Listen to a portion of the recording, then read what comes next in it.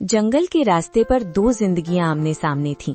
एक तरफ रमेश था, जिसकी सफलता की चमक चोरी और लालच से बनी थी, और दूसरी तरफ मोहन, जिसकी ईमानदारी ने उसे थका तो दिया था पर झुकाया नहीं था।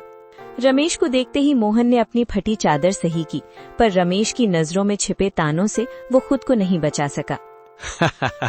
अरे ओ मोहन भाई, कहाँ चले सुबह सुबह अपनी इस बूढ़ी कुल्हाड़ी को लेकर? फिर वही सूखी टहनियां ढूंढने? मरे हुए पेड़ तो अब शमशान में भी नहीं मिलते, तुम अब भी जंगल में उन्हें खोज रहे हो। राम राम रमेश भाई, बस कर्म कर रहा हूँ, नसीब में जो होगा मिल जाएगा। नसीब? अरे भाई, नसीब हाथों की लकीरों में नहीं, कुल्हाड़ी की धार में होता है। देखो मेरी गाड़ी ताजी लकड़ियों से लदी है, शहर पहुंचते ही गड्डियां हाथ में होंगी, और तुम्हारी हड्डियों की गिनती दूर से हो रही है। सुना है कल मंडी से खाली हाथ लौटे थे, बच्चों ने कल भी पानी पीकर रात काटी होगी।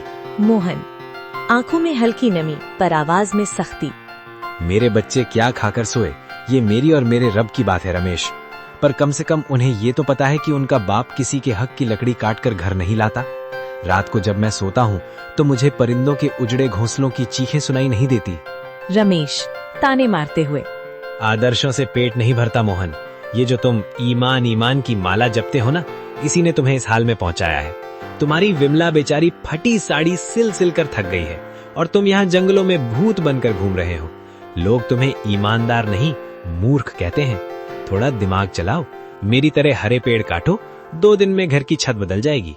वरना याद रखना, भूखे पेट वाले की शराफत को दुनिया कायरता कहती है। शायद तुम सही कहते हो रमेश, दुनिया के लिए मैं मूर्ख हूँ, पर जिस दिन मैं अपनी भूख मिटाने के लिए हरे पेड़ काटने लगा, उस दिन मुझ में और तुम में क्या फर्क रह जाएगा?